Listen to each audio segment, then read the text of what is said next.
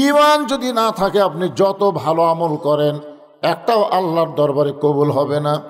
সাহাবারা জিজ্ঞাসা করলেন, ইয়া রাসূলুল্লাহ, ঈমানকে এত গুরুত্ব দেওয়া হলো, সেই ঈমান সম্পর্কে একটু আমাদেরকে বলেন। আল্লাহ রাসূল বললেন, ইকরার বিল লিসান, তাসদিক বিল জানান, আমল বিল আরকান, এরই নাম হলো ঈমান। এখানে ঈমান সম্পর্কে তিনটা কথা বলা হয়েছে। এক নম্বর হলো জবানে বলতে হবে লা ইলাহা ইল্লাল্লাহ। শুধু জবানে বললে হবে না, কলিজার মধ্যে জায়গা দেওয়া লাগবে। তাসদিক বিল জানান, ঈমান যদি কলিজার মধ্যে জায়গা দিবার পারেন, ওই ব্যক্তির কাছে জীবনের চাইতে ঈমানের গুরুত্ব বেশি হবে। আমরা কোনোদিনও বলবো না যে জীবন বাঁচান ফরজ, আমরা সবসময় বলবো ঈমান বাঁচান ফরজ। আপনারা বলেন তো কোনটা বাঁচান ফরজ? আজকে বাংলাদেশের অনেক মানুষ বলে জীবন বাঁচান ফরজ। না, আসলে জীবন বাঁচান ফরজ না। আপনি যতই চেষ্টা করেন আপনি আপনার জীবন বাঁচাবার পারবেন, কিন্তু একটু চেষ্টা করলে ঈমানকে বাঁচানো যাবে। তাসদিক বিল জানান, এরপর বলা হয়েছে আমল বিল আরকান, ঈমান অনুযায়ী আমল করা লাগবে।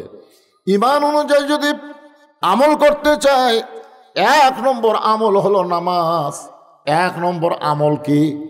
জোরে বলেন। নবুয়তের 10ম বৎসরে আল্লাহ তাআলা লাইলাতুল মিরাজ করে নবীকে 5 ওয়াক্ত নামাজ দিয়েছিলেন। এরপরও নবী 3 বছর মক্কায় ছিলেন, নামাজ কায়েম করতে পারেন নাই। আল্লাহ নবী বলে, আল্লাহ কোরআনে যত জায়গায় আপনি বলেছেন আকিমুস সালাত, শুরুতেই দেখেন আল্লাযীনা ইউমিনুনা বিল গায়বি ওয়া ইয়াকিমুনাস সালাত, নামাজ কায়েমের কথা বলেছেন। কিন্তু নামাজ তো কায়েম করা যাচ্ছে না, চুপি চুপি ভয়ে ভয়ে আমরা নামাজ আদায় করতেছি। আল্লাহ বলেন, হাবিব, নামাজ কায়েম করতে গেলে যে পরিবেশ লাগবে সেই পরিবেশ বর্তমানে মক্কায় নাই। পরিবেশ তৈরির জন্য প্রয়োজন হলে আপনাকে হিজরত করা লাগবে। আল্লাহ নবী হিজরত করে মদিনায় গেলেন। মদিনায় যাওয়ার পর নবী শুধু নবী ছিলেন না, নবী একসময় নেতা হয়ে গেলেন, নবী রাষ্ট্রপতি হয়ে গেলেন। আল্লাহ পাক বললেন, আল্লাযীনা ইম্মাক্কান্নাহুম ফিল আরদ, মুসলমানের মধ্যে কাউকে যখন ক্ষমতা দেওয়া হবে, ক্ষমতার চেয়ার পাওয়ার পরে তার 1 নম্বর দায়িত্ব হলো নামাজ কায়েম করা। জোরে বলেন, কি কায়েম করা? নামাজ কায়েম করা। আজকে আমাদের বাংলাদেশে মসজিদ আছে, মুসল্লি নাই। বহু মসজিদ তৈরি করেছে সাবেক প্রধানমন্ত্রী হাসিনা, যদিও বিদেশের টাকায় তৈরি করেছে, কিন্তু তারা কিন্তু নাম কুড়াইছে, নাম দিয়েছে মডেল মসজিদ। জোরে কোন কি মসজিদ? আপনার দেখবেন মসজিদ আছে এত সুন্দর, কিন্তু মুসল্লি নাই। মুসল্লি করতে গেলে মসজিদ তৈরি করার আগে নামাজ কায়েমের আন্দোলন করা লাগবে।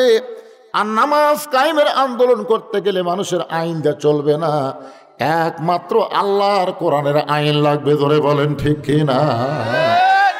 একমাত্র আল্লাহর কোরআনের আইন ছাড়া নামাজ কায়েম হবে না। মেয়েদের জন্য নেক আমল হচ্ছে পর্দা। আজকে আমরা যতই ওয়াজ করি, যুবতী অবস্থায় পর্দার গুরুত্ব না বুঝলে বুড়ি অবস্থায় ঠিকই করে। কে দাদি বোরকা পরছেন? কে মরা লাগবে ভাই? তো মরার জন্য বোরকা, বোরকা হচ্ছে নিজের ইজ্জত আবরুকে ঢাকার জন্যে। জনগণ যখন তাকায় থাকে তখন বোরকা পরে না, আর যখন কেউ দেখে না তখন বোরকা পরে ঘুরে বেড়ায়। এটা পর্দা না, এটা পর্দার সাথে ফাজলামি করা। আপনার 50 বছর আমের গাছের গোড়াত কেউ বেড়া দেয়? যদি দেয়, আপনি যদি বলেন বেড়া কেন দিচ্ছ ভাই, বলে গরু ছাগল যদি খায়। আরে পাগলা, গরু ছাগলের গাছের দিকে ঘৃণা করে তাকাবে না। বেড়া যদি দিবার চাও, ওই যে লকা পাতা বাড়াচ্ছে, ওই ছোট গাছে বেড়া দাও। আমি মা বোনদের জন্য বলবো, মা, আমরা যতই ওয়াজ করি আমাদের ওয়াজ দিয়ে পর্দা হবে না। আল্লাহর কোরআনের আইন, পর্দার বিধান বাংলাদেশে চালু করতে গেলে কোরআনের পক্ষে আমাদের থাকা লাগবে। ধরে কোন কথা ঠিক কিনা? তাহলে পুরুষের জন্য 1 নম্বর নেক আমল হচ্ছে নামাজ, নারীদের জন্য 1 নম্বর নেক আমল হলো পর্দা। এই সূরা আসরের মধ্যে বলা হচ্ছে ওয়াতাওয়াসাউ বিল হক, হক কথা বলতে হবে, হক পথে চলতে হবে। হক কথা বলবে গেলে সব লোক বাধা দিবে না, সব লোক কিন্তু বাধা দিবে না। জি, সব লোক বাধা দিবে? 3 শ্রেণীর মানুষ কিয়ামত পর্যন্ত বাধা দিবে।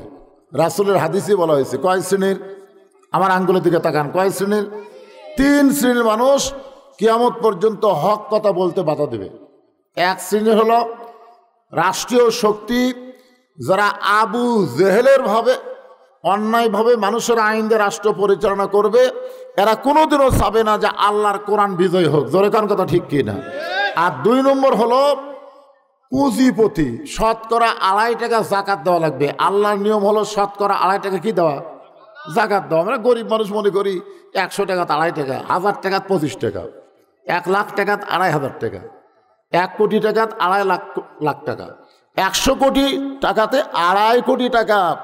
বাংলাদেশে অনেক পুঁজিপতি আছে যাদের হাজার হাজার কোটি টাকা আছে। জোরে কর কথা ঠিক কিনা?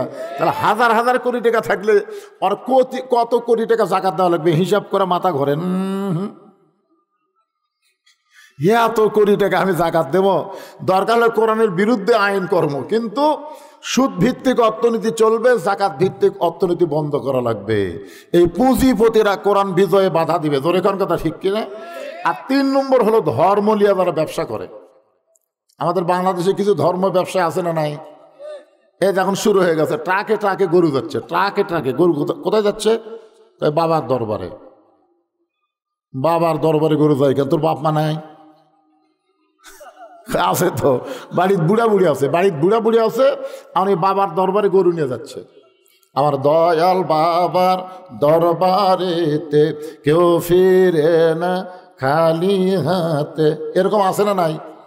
কথাক্ষণ আছে না নাই? এরা কোনোদিনও চাবে না যে কোরআন বিজয়ী হোক, কারণ কোরআন বিজয়ী হলে বাবার বাজার ভাঙ্গা যাবে। জোরে কোন কথা ঠিক না? তাহলে সর্বসাকল্যে কয় দল? 3 দল মানুষ কিয়ামত পর্যন্ত বাধা দেবে। অতাওয়া সবেল হক, আপনি হক কথা বলবার গেলি।